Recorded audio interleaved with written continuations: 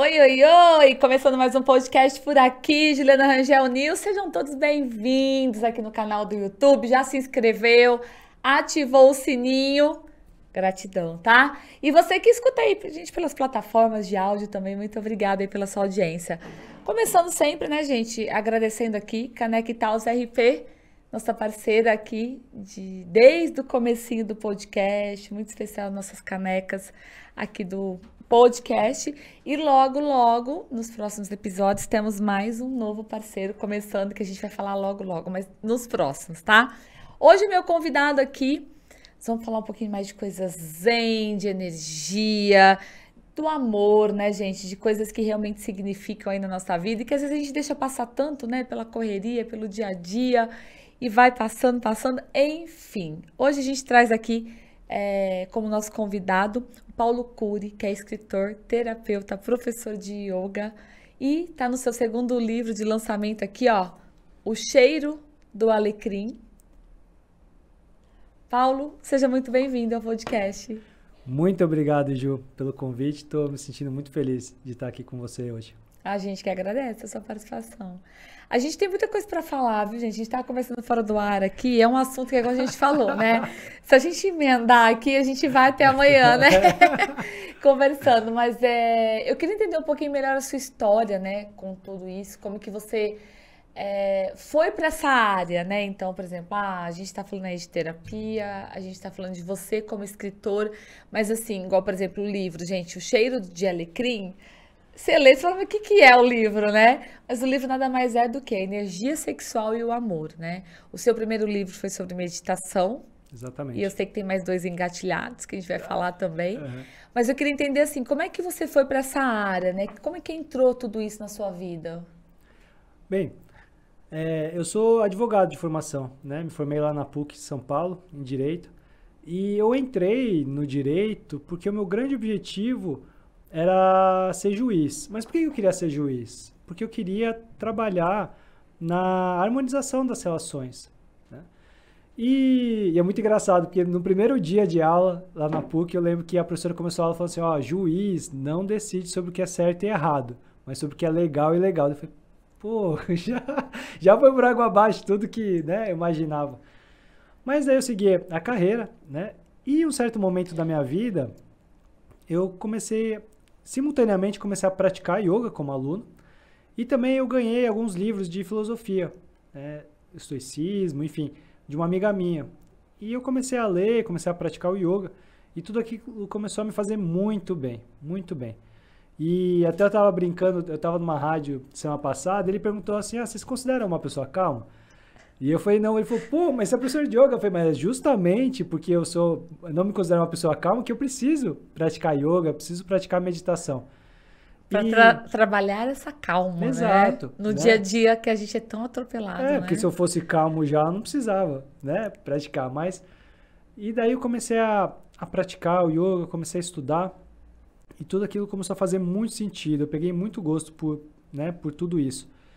E daí eu fui estudando, fui mergulhando nesse mundo do autoconhecimento e em um certo momento, né, depois de fazer alguns cursos, eu até fui para a Índia fazer a formação de professor de yoga, né, que, nossa, a Índia é assim um mergulho. Você ficou quanto tempo na Índia, Paulo? Fiquei 40 dias lá.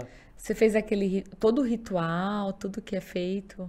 Assim... Eu falo assim que eu vejo muito em filmes, né? A gente assiste... lá é um lugar... aquela, Comer, Rezar e Amar, né? Por exemplo, é um filme que mostra... É bem aquilo, não? Não, Índia é uma loucura, assim, eu fiquei 40 dias fora, quando eu cheguei na porta do meu prédio que eu voltei, eu olhei pro prédio e falei, nossa, parece que faz 2 anos que eu fui embora, assim, daqui. Tão intenso. De tão intenso, porque... É muita coisa acontecendo o tempo todo, assim, você tem que estar muito atento, porque é muita gente, é macaco, gato, cachorro, vaca, leproso, gente querendo te vender coisa, gente querendo pedir esmola, querendo tirar foto, tudo assim, você não tem um segundo sem estar presente. Você não consegue, deixa eu pensar, não, é aqui, agora. É muito intenso. Então por isso que é um dos países que mais trabalha a calma, isso, meditação e tudo, pronto. Exato, porque se você não tiver isso, você enlouquece. Você enlouquece. Né? Teve uma hora que tinha um cara vendendo peixe e uma vaca chegou e as vacas ficam andando livre na rua lá, e ela começou a lamber o peixe. Só que as vacas são sagradas, eles não podem encostar na vaca. Falei, cara, a vaca tá lambendo o seu peixe, né? E ele falou assim, o que você quer que eu faça? Né? Se você não quiser comprar o peixe, não compra. Assim, toda paz, assim, zen, sem ser zero afetado por aquilo, né? E isso é o que o yoga ensina, né? Que não existe paz aqui fora. Não adianta a gente buscar paz aqui fora.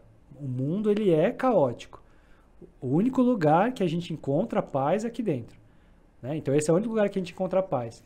E a partir do momento que eu encontro a paz aqui dentro, eu consigo viver de uma forma mais equilibrada aqui fora, né?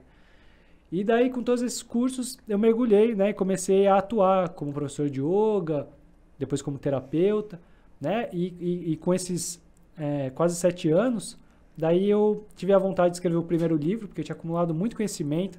E eu brincava assim, eu falei, nossa, imagina se eu morrer e tudo isso se perder, né? Porque eu estava ajudando tanta gente, tinha ajudado a minha vida e estava ajudando os clientes. Falei, deixa eu registrar isso num livro. Então eu registrei, que é o primeiro livro, que eu não sei, chama Um Presente Chamado Presente. E agora, né, esse ano eu acabei de lançar, né, há 2 semanas, O Cheiro do Alecrim, né, que é esse baita mergulho no autoconhecimento. E esses 40 dias seus, por exemplo, na Índia, o que que ele mudou na sua vida, esse período, por exemplo? Você já estava envolvido com todo esse autoconhecimento, mas quando você vai para a Índia, eu acho que aí é uma coisa completamente diferente do que você vivia aqui, não é? Não, totalmente. Assim, eu acho que uma das coisas que mais ensinam a gente são as experiências. E quando você vai para um país como a Índia, como o Japão, como a China, que Que são mais orientais, assim, que é uma realidade totalmente diferente da nossa, você tem aquele choque de realidade. E daí você começa a ver coisas mundanas que são feitas muito diferentes. E nesse momento você começa a ver que tem coisas que eles fazem que nós fazemos de uma forma melhor, mais por social, exemplo. enfim. Por exemplo, a higiene na Índia, por exemplo, né? Higiene lá é um problema muito sério, né? A água, por exemplo, de muitos lugares, você não pode nem, quando tomar banho, você não pode nem abrir a boca, porque se entrar um pouco de água, às vezes você pode pegar Uma uma doença, alguma doença, intoxicação, exato, uma né? intoxicação. Mas, por outro lado, tem coisas que eles fazem que é melhor a gente fazer daquele jeito, né? Só que enquanto a gente está vivendo aqui, todo mundo fazendo a mesma coisa, todo dia, igual, nossos pais, nossos amigos, todo mundo fazendo a mesma coisa, a gente aceita como normal, a gente não vê que tem outras formas de fazer aquilo, né? Então, eu acho que a experiência ela é uma grande professora, né, na nossa vida, e foi muito importante. E todas as pessoas que falam sobre a Índia, eu falo, vai, a pessoa tem medo, eu falo, mas vai, né, confia e vai. Assim, se é mulher, é melhor ir com um grupo, né, com outras mulheres, ou com o marido, enfim, né, não é um lugar seguro para ir sozinha, não é, assim, não arrisque, né, por arriscar. Tem muitos grupos que vão para lá, vários grupos de professores de yoga, que conduz grupos para lá, mas vá, né? Não deixe o medo atrapalhar o seu sonho de ir para um país, fazer uma aventura, conhecer E um não lugar. seria seguro lá de mulher se a gente sentido do quê? De roubo, De roubo, de violência sequestro, também? de estupro. Infelizmente Ainda tem isso. tem muito, né? Porque lá não tem muito registro, né? Não tem controle. Então, já tem números ruins e se acredita que é algo muito pior ainda do que se vê, né? Então, tem que ficar atento, né? Violência tem em todo lugar, mas e eles abordam muito as mulheres. Assim, é algo que não vai ser agradável para uma mulher ir sozinha. Assim, ela vai ser muito incomodada. E Né? assim, e na verdade, então, porque a gente está falando de um país que, aqui de fora, eu nunca fui para a Índia, né? Mas que a gente vê como é um país do autoconhecimento no sentido dos grandes nomes que a gente tem, dos monges, né? E tudo mais, que estudam tudo isso do interior, né? De meditação. Só que, na verdade, é um país que, então, não se usa tanto isso. Porque quando a gente fala do yoga, a gente tem que ver que o yoga não é a grande filosofia de vida lá. O grande, assim, que o yoga ele não é uma religião, né? Mas a grande religião lá é o hinduísmo, né? E tem bastante Islã também. Então a gente não pode pegar o yoga como referência para todo mundo lá. Muitos indianos nem praticam yoga, para você ter ideia, né? Então a gente não pode assim generalizar, né? Então é um país perigoso, assim como Egito, Marrocos, são lugares que a mulher tem que tomar, infelizmente, né? Talvez um dia a gente torce para que isso mude, mas hoje não é muito adequado, né? Muito sábio de uma mulher ir sozinha. E quando você voltou da Índia, o que que mudou na sua vida, Paulo? Por exemplo, o que que essa experiência de 40 dias te proporcionou? Olha, eu acho que essa visão é porque foi uma mistura da viagem com o curso, né? Que eu fiquei 30 dias imerso lá no Ashram. E eu acho que o maior aprendizado que eu trouxe para minha vida é algo que o professor de yoga falou no primeiro dia de aula. Ele falou assim, ó, existem várias filosofias indianas. O yoga é uma delas. Milenares, todas elas milenares. E todas elas convergem em apenas um único ponto, que é a aceitação de que existe miséria. Todos nós já passamos por miséria, né? Seja a morte de alguém, uma doença, perder o trabalho, enfim.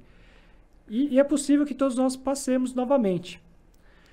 Então, é aquilo que eu falei, né, sobre o mundo ser caótico. Não é sobre achar que tudo vai ficar bem, mas aprender a dominar o mundo interno, a controlar o mundo interno, para que a gente consiga estar em equilíbrio e aproveitar todas as fases das nossas vidas e todas as situações, né, por mais desafiadoras que elas sejam.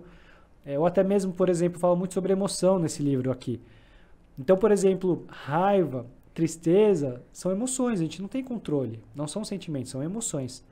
E muitas vezes a pessoa fica triste e ela quer ficar feliz logo. A gente vive na sociedade do prazer imediato. Pô, mas você tá triste, né? Uma pessoa que você ama muito morreu. Qual é a necessidade de você ficar feliz logo? Né? Vive, você tá triste, aceita. Vive o luto, vive né? Vive o luto, Mas né? hoje, eu acho que esse imediatismo hoje, ele acelerou muito mais, né? Isso, e daí a pessoa não se permite, ela quer ficar feliz a qualquer custo, né? E daí ela não vive o luto, aquilo fica preso dentro dela. É como se a tristeza não fizesse parte da vida dela. E não adianta, tem momentos, né, de altos e baixos. Exato. E que você tem que saber equilibrar, aceitar, passar, né, e superar, não é? Exatamente. E é justamente esses momentos que a gente não pode chamar de antagônicos, mas essas polaridades que uma evidencia a outra. Se a gente só quer ficar feliz o tempo todo, será que eu consigo sentir a felicidade, consigo aproveitar Será ela? que é real, né? De forma real. E tem outra coisa também que eu falo bastante nesse livro, que é a questão desse prazer imediato. Porque a gente consegue ouvir a música que a gente quiser, consegue ver o filme que a gente quiser, a hora que a gente quiser, né? E isso vai criando um efeito, né, anestésico nas nossas emoções. Que eu começo a perder o prazer nas coisas simples. Eu não consigo deitar e ver as nuvens, ver as estrelas, né? Tudo isso se torna tão simples, porque eu estou tão superestimulado pela tecnologia, que as coisas maravilhosas são gratuitas, né? Eu não consigo aproveitar, né? E às vezes até mesmo, como a gente tem o WhatsApp hoje, né? Fazendo jabá aí do programa, a gente consegue falar com qualquer pessoa. A gente não aproveita a relação. Quando a gente encontra uma pessoa, pô, a gente não perde, deixa de ser algo especial. Às né? vezes a gente está tão preocupado também em fazer fotos, filmar um momento tão especial que o principal você deixa passar, né? Exato, né? Que é o momento, que é o presente, que é isso que a gente, né, fala muito no yoga, né? Porque só existe esse momento, né? O passado e o futuro, eles não são reais, são memória, uma projeção. Mas o que você tem aqui agora, né? Viver isso e receber isso. Porque a nossa mente, ela é muito tagarela. E ela quer o tempo todo reclamar, né? Achar que o copo sempre está meio vazio. Né? Ah, podia ter assim, assado. Pô, o que tem de bom? Né? Vamos aproveitar, porque nunca vai estar o copo cheio. Sempre vai ter coisa boa e coisa ruim. É a lei do universo, são as polaridades. Então, aprender a receber e viver, né, o que você tem é muito importante. A gratidão foi uma palavra que banalizou, mas ela é fundamental quando você vive ela realmente. Mas é a gratidão verdadeira, tem Exato. que ser, né? É o que você falou, hoje é banalizado. Hoje, gratidão, mas falar é uma coisa. Agora, você falar sentindo é totalmente diferente, você né? reconhecer, né, aquilo... Isso sim. Ser grato mesmo, né? Isso é o maior combustível que a gente tem para nossa vida, a gratidão. Né? Porque quanto mais a gente consegue verdadeiramente, não só da boca para fora, mas verdadeiramente ser grato pelo aquilo que a gente tem, mais a gente se enche de felicidade, mais a gente quer viver a vida. E eu dou um exemplo, acho que até no meu primeiro livro, que é a saúde. A gente fica tanto reclamando dos boletos, da falta de dinheiro, tá ali. Cara, assim, você trocaria o seu mindinho por 5 milhões de reais? 10 milhões de reais? Né? Assim, pô, mas é um mindinho. Você não ficaria muito feliz com 10 milhões de reais? Você vê, né? Quantos dias da nossa vida a gente agradece por ter todos os dedos nas mãos? Só de acordar, né? Com saúde todos os dias, Exato. bem, né? A saúde, a visão. Qual que é o valor da visão, né? Da audição? Tudo isso vale muito mais que dinheiro e a gente muitas vezes passa a vida reclamando daquilo que a gente não tem. Né? É um desperdício de vida. É um desperdício de vida. E aí, esse livro que você está lançando agora, faz 2 semanas que está em lançamento, que é O Cheiro do Alecrim. Você traz bem um pouco do amor, da sexualidade, e explicando e mostrando desde quando a gente nasce, por exemplo, né? Então, a gente está falando aí de crenças, de tabus, de uma sociedade que tem hoje no Brasil, a gente vive um tipo de educação, como em outros países são outras educações, e que tudo isso acaba influenciando nesse autoconhecimento, né? Isso. Então, né, a sexualidade, ela é a nossa energia de vida, nossa energia vital, né? Energia vital e energia sexual é a mesma coisa. A gente só muda o nome.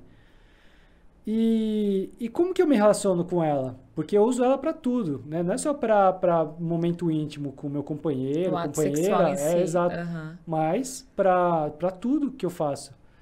E de uns séculos para cá, ela começou a ser muito podada, principalmente por algumas religiões. Mas, por exemplo, quando você diz, vamos pensar que tem pessoas assistindo que tá a primeira vez sabendo sobre essa energia vital, o autoconhecimento.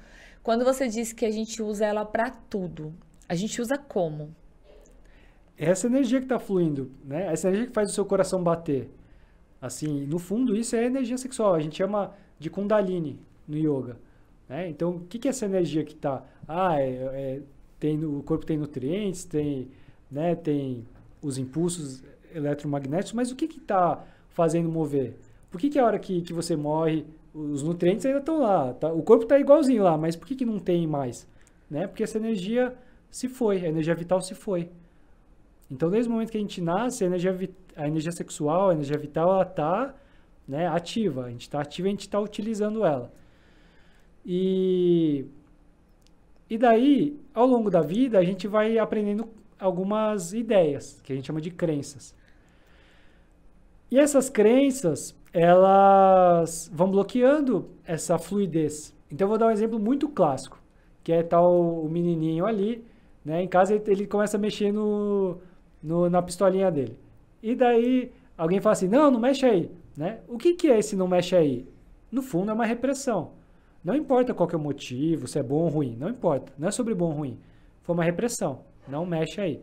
Então, ele já assimila que ele não pode mexer no próprio corpo dele. Como com a menina também. Exato, a menina, né? Serve para os dois. Assim, né? Que os pais sempre... Eu falo por mim, a gente cresce, acho que todo mundo, né? 99% cresce com essas crenças, né? Exato. Então, esse não mexe aí, ele é uma repressão. Agora, você fala assim, mas eu não quero que ele mexa aí porque ele está com a mão suja, pode infeccionar, por exemplo. Então, não mexe aí, filho ou filha. Você está mexendo numa área íntima do seu corpo, a sua mão está suja. Se você ficar mexendo, pode dar um bichinho e você ficar dodói. Enfim, então, você está ensinando, é muito diferente de reprimir. Então, a forma como a gente... E geralmente o reprimir também, né, Paulo, vem muito pela questão sexual. Exato. Né? A gente, às vezes, quando criança, a gente tem que entender que são locais que não se pode tocar. Exato. Que outras pessoas não podem tocar. Então, você cresce até uma educação também e você vai crescendo com isso, né? Exato.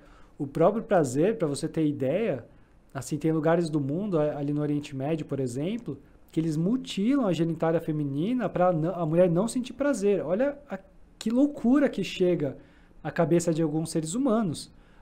E assim, isso acontece no Brasil? Graças a Deus não, mas de uma forma menor, não física, mas talvez psicológica, isso aconteça. Né? Que você não pode sentir prazer. Pô, mas seu corpo foi feito para sentir prazer. Então, você nasceu assim, né? Exato. Ou seja, você não criou nada, não inventou. Você veio assim, Exato. então, ou seja, tem um fundamento, né? Exato. Então, qual que é o ponto? Tudo que é polaridade é problemático. Se você pegar qualquer linha de sabedoria, sempre vai falar que o caminho é sempre o do meio. Então, a busca por prazer compulsivo realmente não é bom, né? É algo problemático, porque normalmente quando a pessoa está buscando muito prazer, seja com comida, cigarro, álcool, sexo, o que é que seja, ela está querendo tampar algum buraco interno. Tudo é equilíbrio, né? Exato. Mas ao mesmo tempo, por que reprimir? Qual que é o problema de você deitar na sua cama, pois sentir prazer, né, do seu corpo passando ali no tecido, né, da cama, no colchão, de você, né, sentir prazer em tocar o seu corpo, né, uma massagem? Qual o problema disso? Então, essa questão da culpa é uma questão que a gente precisa observar enquanto seres humanos. Nós temos que ser questionadores. Então, por que a gente tem que usar roupa, por exemplo? Né? Aqui em Ribeirão não é um frio, né, do cão. Se fosse um frio, tudo bem, eu uso a roupa para me agasalhar. Mas você já para pensar por que a gente tem que usar a roupa? Né? Porque em um certo momento, em algumas histórias, a hora que o homem comeu a maçã ali, saiu de um lugar, daí o corpo virou vergonhoso, daí cobriu com algumas folhas. Então... Que é o pecado. Que é o pecado, exatamente. Então é o pecado. Então o corpo virou algo que é um pecado. E assim, se você está bem resolvido com a sua sexualidade, você vai numa praia de nudismo, por exemplo, você não vai ficar surtando. Né? Nossa, olha lá. Não, é natural, é o corpo. Todo mundo tem corpo. Não é nada como demais. A gente nasce. Exato. Todo mundo nasceu exatamente. Então o que tem de mais com o seu corpo? Mas aí o que acontece? Tudo que é proibido se torna alvo de desejo. Então, por exemplo, não pense no elefante vermelho. Né? O que você vai pensar no elefante vermelho? Porque eu estou falando para você não pensar nele. Então, quanto mais repressão, mais a pessoa vai querer aquilo. E daí começa a criar uma loucura na cabeça das pessoas. Se o corpo, a sexualidade fosse tratado como algo natural, que é natural, com certeza a gente teria muito menos casos de violência sexual, por exemplo. Né? E também as pessoas se respeitariam muito mais. Mas, por exemplo, como tratar natural numa sociedade que a gente vive hoje? Não é do dia para a noite. Né? É um processo. E o processo começa com cada um de nós. É sempre com cada um de nós. Porque ninguém acha que é machista. Ninguém vai falar, eu sou machista. Não, todo mundo fala, não sou. Mas quando você começa a analisar, você vê que todos nós, e a gente precisa trabalhar como nós e não as pessoas, todos nós temos conceitos, ideias impregnadas na nossa cabeça que são machistas, que são sexistas. E enquanto a gente não começa a estudar, fazer um trabalho de autoconhecimento, a gente não consegue descobrir. Enquanto a gente não consegue descobrir, a gente perpetua isso na nossa vida, nos nossos meios sociais, com os amigos. Então, por exemplo, piadas escondem muito isso. Né? Por exemplo, ouvi que toda mulher é boa. Né? É uma piada, toda mulher é boa. Mas falar isso perpetua essa ideia machista de que homens são superiores às mulheres. O que é o machismo? O machismo, ao meu ponto de vista, é uma visão de que tudo aquilo que é atribuído às mulheres, é pior do que aquilo que é atribuído aos homens. Então, por exemplo, uma pessoa ser emotiva, normalmente é atribuído a quem? Às mulheres. É a mulher que chora, o homem não pode chorar. Isso, então isso por é um conceito exemplo, agora machista. A mulher, né? Isso é um conceito machista, né? Que chorar é fraco e quem não chora é forte. E que a mulher chora e que o homem não pode chorar. Tudo isso são preconceitos. É uma construção social, uma visão social que a gente precisa desconstruir. E daí você começa a bater em barreiras, como por exemplo, eu estava falando no meu canal sobre paternidade. E daí eu falei uma técnica que eu aprendi com um neuro americano. Eu tô no celular que eu pedi um café pra gente. Tranquilo. Que eu acho que daqui a pouco eles vão trazer, mas se eles puderem antecipar, eu tô com vontade de tomar um café. Você toma café, Paulo? E daí... Aí eu já mandei mensagem, café. E daí eu falo assim, quando o seu filho cair, não fala para ele, não foi nada, né? Vem aqui brincar, explica para ele o que aconteceu. Você caiu aqui, você estava correndo, você caiu, né? Vamos ver se tá tudo bem, segue o jogo. Por quê? Pra ele entender o que aconteceu. Porque muitas vezes ele tá chorando porque ele não entendeu. Não pela Aham. batida, mas porque ele tava feliz e de repente ele tá no É chão. mais o O susto que a susto. gente fala, né? Não é Isso. tentar nem a dor às vezes, mas a questão, a situação, né? Isso. E daí eu falei isso, e daí uma pessoa veio e fez o comentário de essa geração aí é Nutella. Né? Ou seja, É o que a gente mais ouve o agora. que que é isso? Eu tenho. O que que no fundo a pessoa está querendo fazer? Ela está querendo defender que aquilo que ela viveu é melhor do que o que existe hoje. Ou seja, mesmo que for um neurocirurgião, é algo cientificamente comprovado, e é só fazer isso com as crianças que você vê. Eu vejo com meu filho, né? Eu faço isso na hora, ele para de chorar e volta a brincar, e eu vejo outras crianças que o pai fala assim, não chora, tudo bem. A criança fica chorando horas ali, né? Funciona algo super simples com uma criança. As pessoas, não pode, vai ficar passando a mão, a gente vai criar uma geração, né? Assim, só criticando. Porque, no fundo, o que que a pessoa está querendo fazer? Ela está querendo reforçar para ela mesma que ela teve um pai e uma mãe bons, né? Os pais dela fizeram algo bom. Então, no fundo, ela está falando para os outros, criticando, mas ela está querendo só defender que a família dela é boa, E o né? bom foi aquela educação mais reprimida mesmo, né? Exato, Muitas vezes até na base da violência, exato. mais rígida, né? É, E aí por isso que muitas vezes a gente falou já é Nutella porque a gente tem um ar mais protetor, né? Hoje, talvez um ar mais de conversa, de diálogo, mas é aquilo que a gente fala, tudo é um equilíbrio, né? Porque exatamente. se você também não tem um equilíbrio nessa parte, você vai educar adultos também que vão levar isso para a personalidade dele ali, que vai ser totalmente prejudicial quando ele tiver maior de idade, né? Exatamente. Mas assim, o ponto principal, o que eu quis dizer com isso? Que você vê que mesmo você trazendo coisas para melhorar a sociedade, pô, você está cuidando de uma criança, né? Quanto mais você aprender, né? Ninguém sabe tudo. Quanto mais você aprender, melhor você vê as pessoas querendo, né? Não bater de frente, criticar. Então, é um desafio. Por exemplo, esse livro da sexualidade é um grande desafio e e as pessoas têm que estar abertas. E eu quero fazer esse convite para os homens lerem esse livro, porque as mulheres, eu sei que vão E ler. eu achei muito interessante você comentar também que você Obrigado, querido. falou que nas suas palestras a maioria é mulher, né? Exatamente. Ou seja, os homens ainda têm uma crença, um tabu, vamos dizer assim, muito grande com relação a esse autoconhecimento, essa necessidade de evoluir mesmo, de quebrar tudo isso, né? Exato. Então, por exemplo, eu tenho um grande amigo aqui em Ribeirão Preto, Fausto, que faz um trabalho com homens, né? Chama Lugar de Escuta. Eu já fiz também alguns trabalhos, e é muito interessante porque a gente nota exatamente isso. Os homens, eles não querem falar, eles não têm o hábito de falar sobre emoções, sentimentos, aquilo que passa dentro Guarda dele. tudo. Guarda tudo. Por quê? Porque nós crescemos num ambiente que nós temos que ser forte. A gente não pode ficar mal. E então, assim, Isso também é um machismo, né, exato, o Paulo? machismo, ele afeta todo mundo. A dor é de todo mundo. Não é só do homem para a mulher, por exemplo, na sociedade no geral, Todo né? mundo sofre. Porque daí você pega crianças, né, meninos, que sofrem muito com isso. Você pega homens também que sofrem com isso. Porque todos nós temos emoções. E a gente precisa aprender a lidar. E se eu não consigo olhar para dentro, como que eu vou lidar com isso que está acontecendo aqui?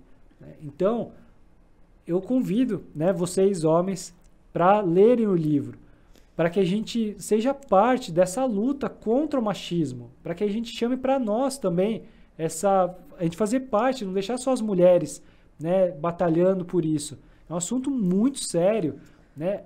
Abuso, estupro, feminicídio, homofobia, pedofilia, assim, são muitos casos, não são assim isolados. Se fosse isolado, exceção, no Brasil, se eu não me engano, a cada 10, 15 minutos um estupro. Assim, a gente precisa, é para ontem E esse isso, na assunto. verdade, é como a gente estava conversando antes de começar, vem tudo por conta de tudo isso ser reprimido, né?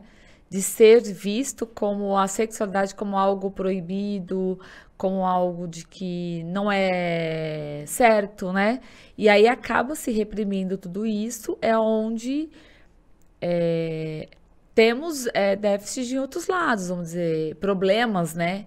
Em outras áreas. Então, quando a gente fala de um estupro, de uma pedofilia, de tudo isso que a gente vê nos dias de hoje, e me corrija se eu estiver errada, mas parece que a cada ano que passa piora, né? A gente tem números maiores. Algumas coisas têm aumentado.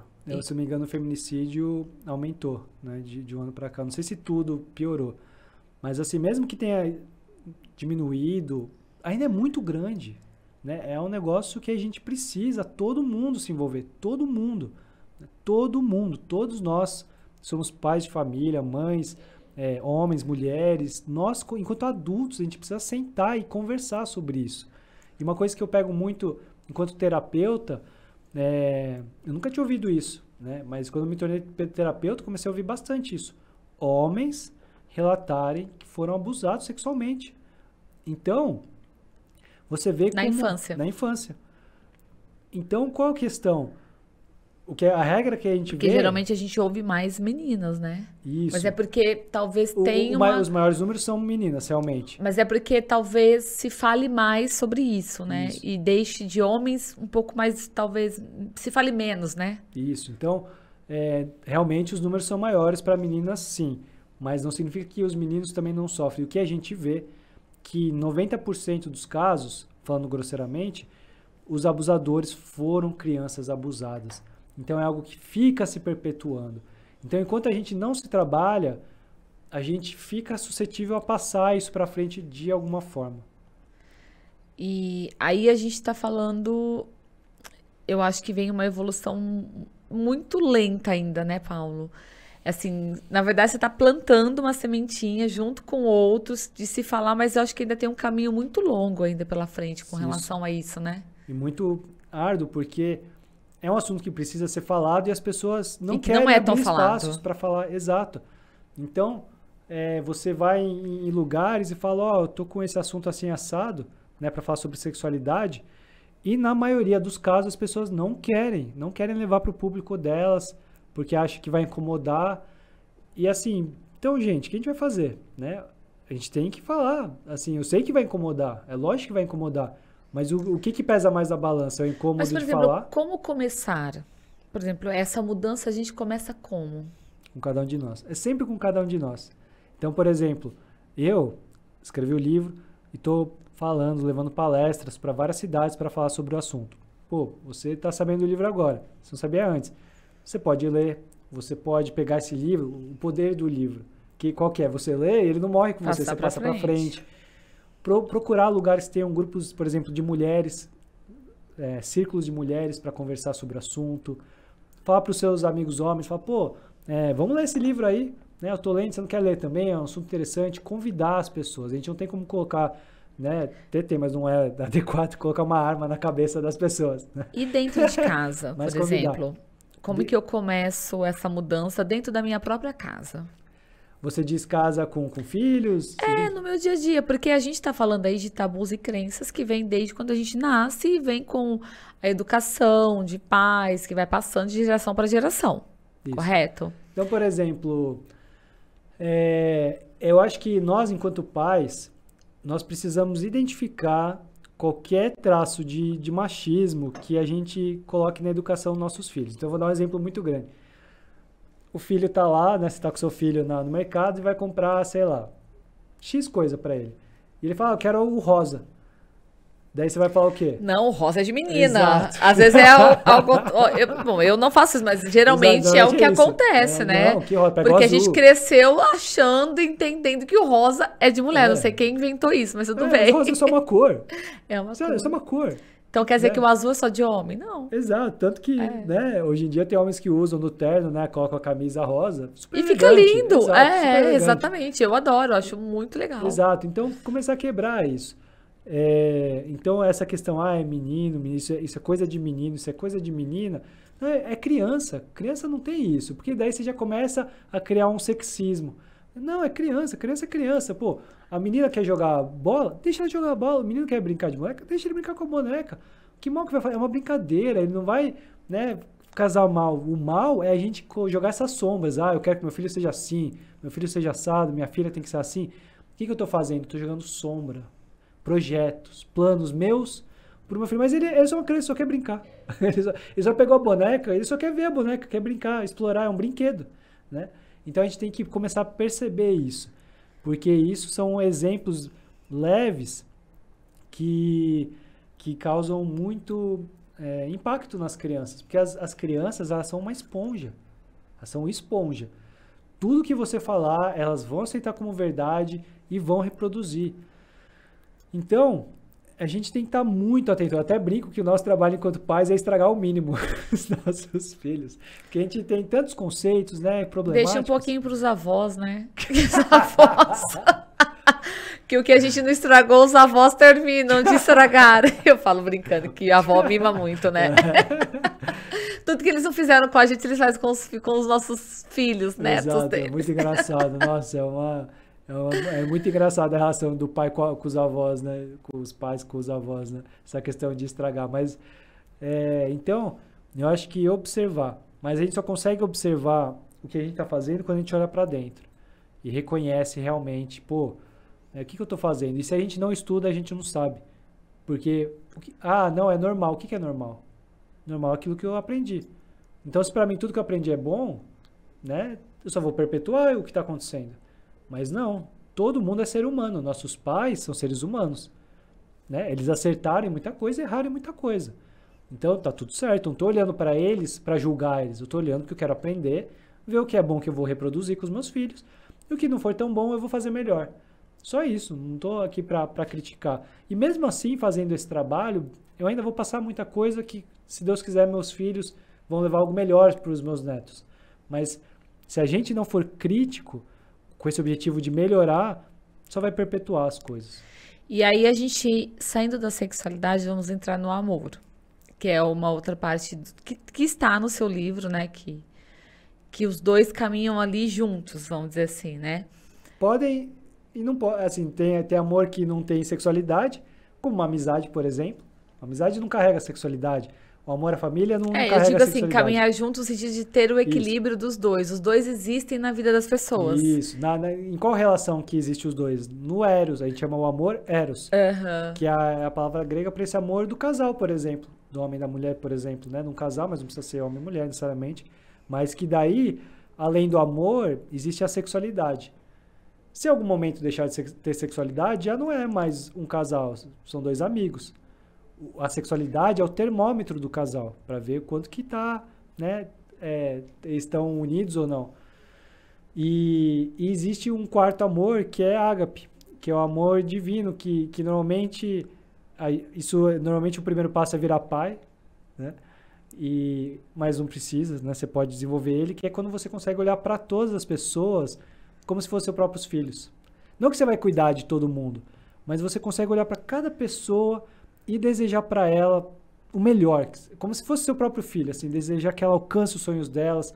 Se é uma pessoa que cometeu um crime, por exemplo, torcer para que ela saia dessa loucura mental, ela obviamente pague, né, seja responsabilizada pelo aquele crime, mas não querer o mal para ela, né, torcer para que ela... O julgamento, exato, né, a sair do julgamento e ir para um lugar de amor.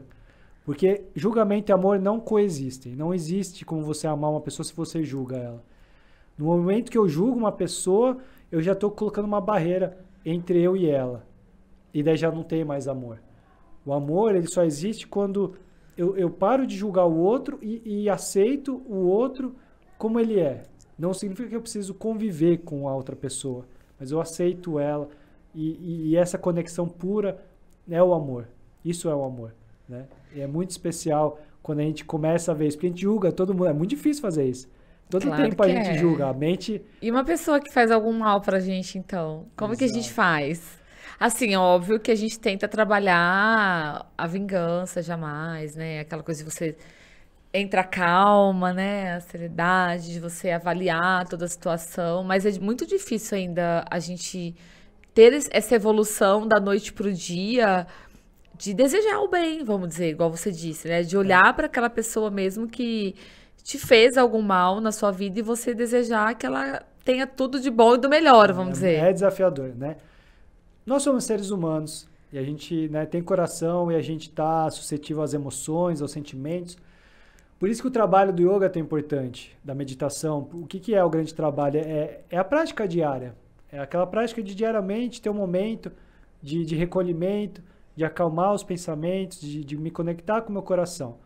Porque se o barulho na cabeça está muito alto, fica difícil realmente de parar de julgar. E daí um pensamento puxa o outro, então a pessoa te faz mal, e daí quando você vê, você já está pensando um monte de coisa horrível. Mas quando a gente está centrado, fica mais difícil da gente se contaminar pelas ações dos outros. Porque se o outro me fez mal, no fundo, não é meu karma. Não é um karma que eu carrego. O outro vai carregar. Me influenciou, mas eu não preciso contaminar minha vida com ódio, com vingança, só porque o outro me fez mal. Eu posso simplesmente reconhecer que é uma questão dele, né? Não preciso me relacionar com ele, mas ao mesmo tempo não preciso ser contaminado por aquele problema. Eu dou exemplo do trânsito, né? Você está dirigindo, passa alguém de buzina. Eu ia te perguntar isso agora. Tem algum exercício que a gente faz, por exemplo, num momento como esse, por exemplo, no trânsito? Né? Você tá super na sua vibe, isso já aconteceu várias vezes com todo mundo, né? E de repente um cara sem noção, sei lá, te ultrapassa, te fecha, te xinga. Isso acontece muito comigo, principalmente mulher, né? O cara vê que é mulher, nossa, aí eles caem matando. Como é que a gente se equilibra? Por exemplo, tem algum exercício, alguma coisa que dá pra fazer na hora? Respiração, não sei, alguma coisa que você se acalma. Você não precisa buzinar de novo. Exato. Você não precisa querer acelerar o carro e pegar o cara lá na frente, por exemplo. Exatamente, você não precisa. Né? Eu acho que algo importante é você, se você sentiu que contaminou, porque é difícil não pegar. Você tá, a pessoa buzina, se assusta, às vezes já entra já se desequilibra. É meio segundo, é muito rápido, né? Então, você precisa colocar para fora. É importante colocar para fora, porque isso não é seu.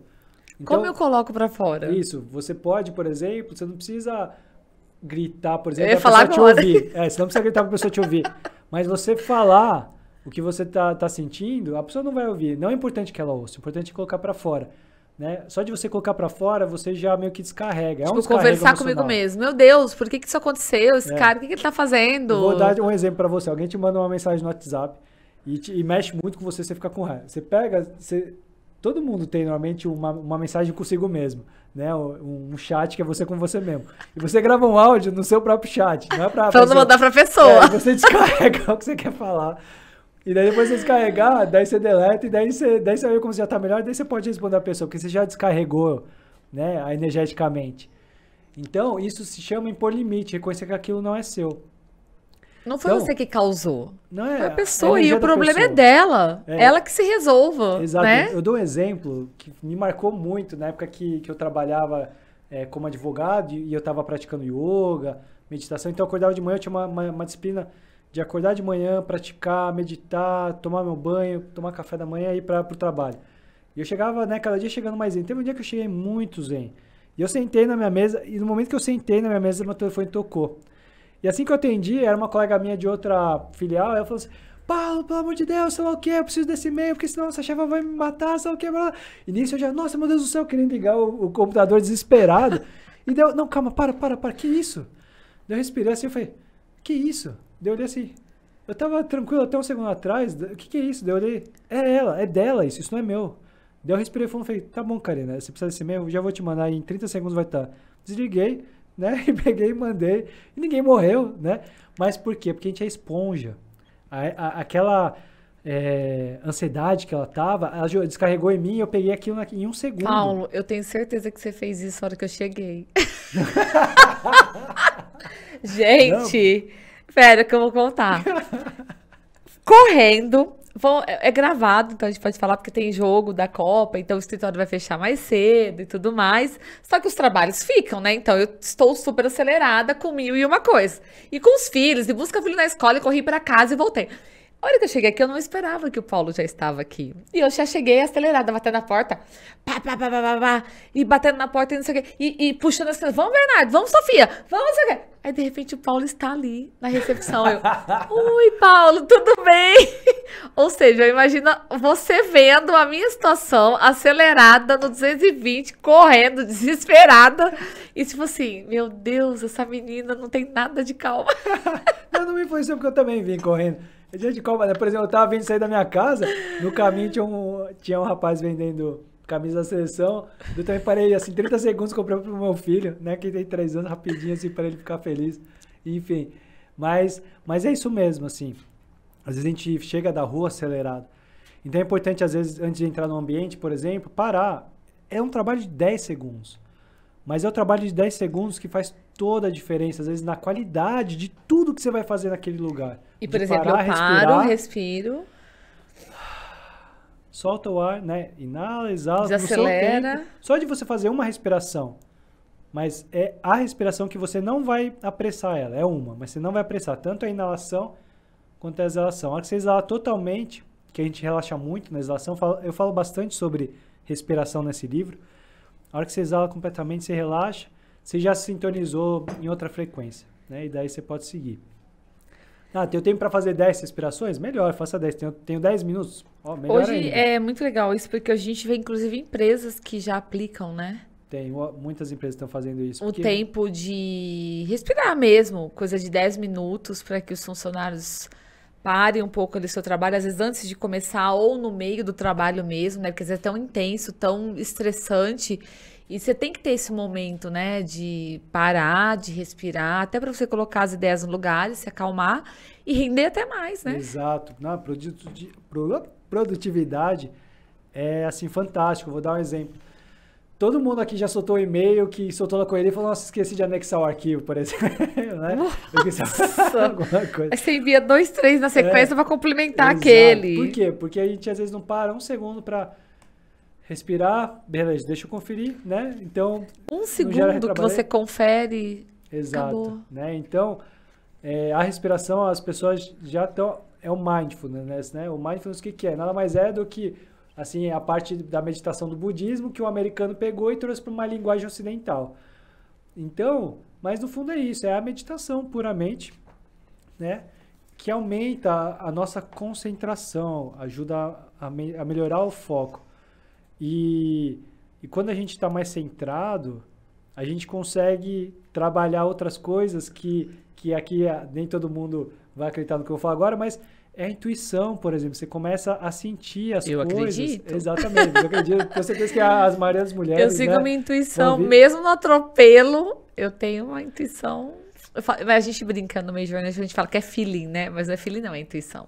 O feeling no fundo é a intuição, né? É outra palavra para que a gente intuição. Substitui, Mas é isso. O que é isso? É trabalhar... A gente tem 2 hemisférios no cérebro, né? O racional e o intuitivo, né? Esse mais criativo, né? Hemisfério esquerdo e direito. Então não ficar só no mecânico, a gente faz tudo muito mecânico. Então quando a gente tem esse tempo para respirar e sentir um pouco, a gente usa essa outra área do nosso campo que é como se a gente dobrasse nossa capacidade, né? Ao invés de usar só a metade, a gente usa tudo. Então, a meditação ela é muito simples. Esse trabalho da respiração, se você só fazendo ele, nossa, já vai melhorar muito a qualidade da sua vida, com certeza. E assim, hoje a gente, igual a gente tá falando da tecnologia, a gente vive tempos bem difíceis no sentido de atropelo, né? Então, o que antigamente... Vamos pegar lá a época dos meus pais. Meus pais moravam área rural, acordava com o galo, cantando... e assim, se tinha uma calmaria mais da época, né? Quer dizer, a gente vem vindo numa evolução tão imediatista, tão correria, e parece que não acaba nunca. Cada ano que passa, a gente acelera mais. Igual o WhatsApp, ao mesmo tempo que ele foi... ele veio para salvar muitas vidas, assim, em termos de rapidez, de comunicação. Mas, por outro lado, cara, ele te ferrou com o nosso emocional, com o nosso autoconhecimento, no sentido do imediatismo, do desespero, de 1000 coisas ao mesmo tempo, e parece que cada vez você faz mais coisas, o tempo fica cada vez mais curto. Ou seja, a gente vive um momento muito intenso do imediatismo e talvez um pouco deixado de lado o autoconhecimento. Você que está na área, você sente que está tendo uma procura a mais? As pessoas estão começando a enxergar ou não? Ainda a gente está um pouco longe de se ter esse autoconhecimento, esse desacelerar, do cuidado mesmo com a gente mesmo, né? Eu acho que está tendo uma procura cada vez maior. Muitas pessoas trazem a queixa da ansiedade e algumas até com relato de síndrome do pânico. Muitos casos, né? E eu acho que as pessoas estão percebendo. E as empresas estão percebendo. Elas não fazem isso porque elas são boazinhas. Elas estão vendo que elas estão perdendo talentos. Porque as pessoas estão tendo burnout, bore-out, porque aquilo não está fazendo mais sentido para elas. Elas estão sobrecarregadas ou aquilo não está fazendo mais sentido, aquela rotina. E elas estão perdendo mentes brilhantes. Então, elas estão tendo que se adaptar. E... Né, o próprio você falou do WhatsApp, eu falei do feed, né? O feed também é um negócio que você fica ali horas rodando, olhando, procurando. Então, essa prática diária de a gente ter um momento, 10 minutos que seja, do dia pra gente, pra nossa qualidade de vida. Também a higiene, a gente chama de higiene do sono. Antes de dormir, ao invés de ficar no celular, fazer uns 5, 10 minutos. Não vou nem olhar pra câmera. É complicado. Vou até dar uma disfarçada aqui agora. Né? Porque isso é muito estímulo e daí isso atrapalha o sono. Mas, por exemplo, quanto tempo antes o ideal você se desligar? Ideal? Ideal é 1 hora antes, pelo menos. Né? Pelo menos. E mas, TV? Assim, é a mesma coisa que celular ou não? TV no quarto. Eu falo porque eu tenho uma TV no quarto, viu? Também. E a gente já fez uns BOs de televisão no quarto. Eu também adoro. Eu dormia vendo porque TV. mas às vezes me tira o sono e às vezes me traz o sono. É uma roleada, assim. Por exemplo, são tecnologias, né? Uhum. Isso é... A que ponto, por exemplo, como que a gente equilibra? Então, o celular 1 hora antes. E a televisão? A televisão, ela tem um pouco do mesmo princípio. E porque não deixa de ser uma claridade, uma luz ali... Assim, não há necessidade também de, por exemplo, meia hora antes de dormir, você pode parar meia hora antes, ler um livro, por exemplo, substituir, por exemplo, a TV por um livro. O livro acho que é uma das melhores técnicas para acalmar a mente, né, Paulo? Exato. Porque você se envolve, e vai te tranquilizando também, né? Claro, não vai ler um livro, né, pesado. De terror. Né, de assassinato, pelo amor de Deus, né? Mas, por exemplo, um hábito que eu tenho muito, né, eu sempre gostei muito de ler antes de dormir.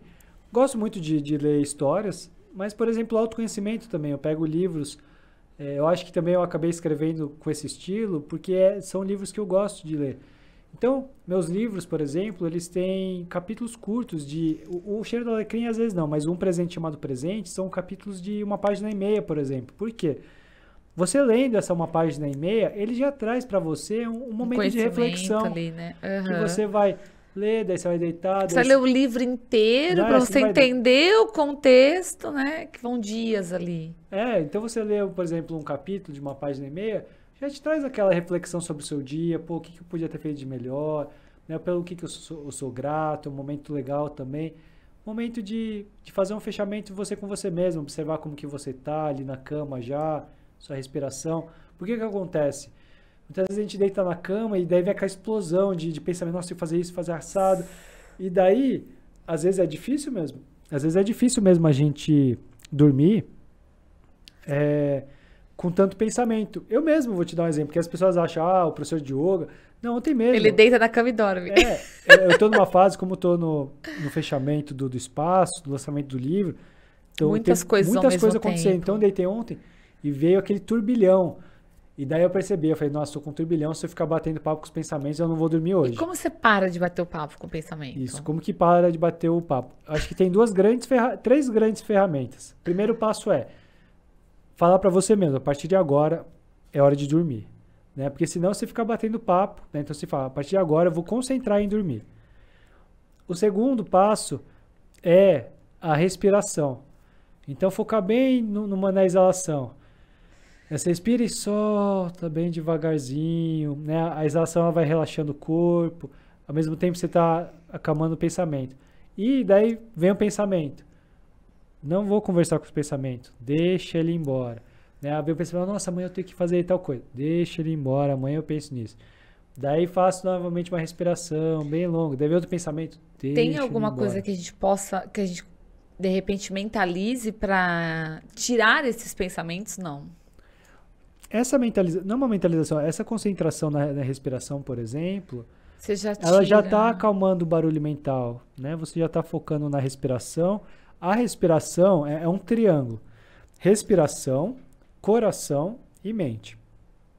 Um retroalimenta o outro, seja para o bem ou para o mal.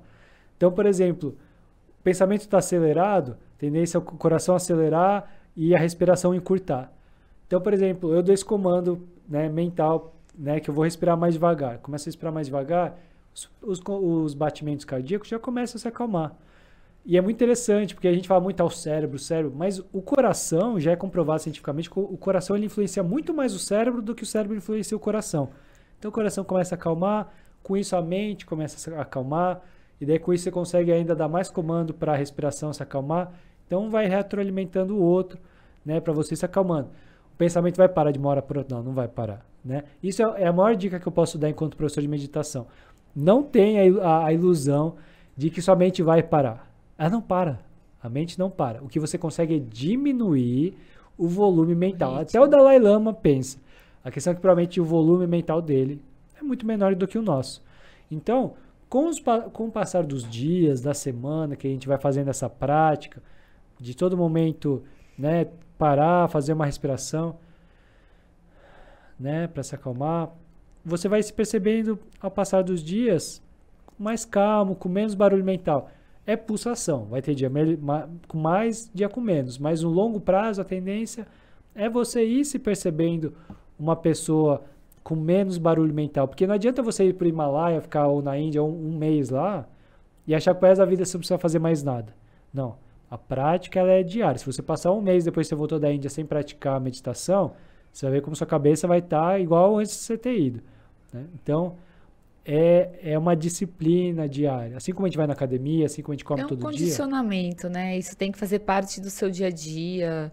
Não precisa você fazer um dia, ficar 2 meses sem fazer. Não adianta. Exato. E é muito simples, porque eu vou te falar que é mais eficiente você fazer várias respirações conscientes ao longo do dia. Você fazer, por exemplo, 10 respirações ao longo do dia, uma só. Você parar, né? 10 ao longo do dia do que fazer, por exemplo, 10 minutos de manhã. Porque às vezes você faz 10 minutos de manhã, daí no trânsito alguém já te xinga, já se perdeu. Acabou aquilo que você fez, já nem lembra mais, não faz efeito nenhum, né? Já foi Então, o tempo todo você tá, né, fazendo essa respiração, você se mantém mais nesse lugar centrado, né, de paz e daí você vai se perceber ao longo de todo o seu dia muito mais consciente do que você estava vivendo antes. Olha, tivemos uma aula aqui. Paulo, muito bom. Obrigada pela sua participação aqui no podcast. Compartilhar um pouquinho do seu conhecimento, do autoconhecimento com a gente, né?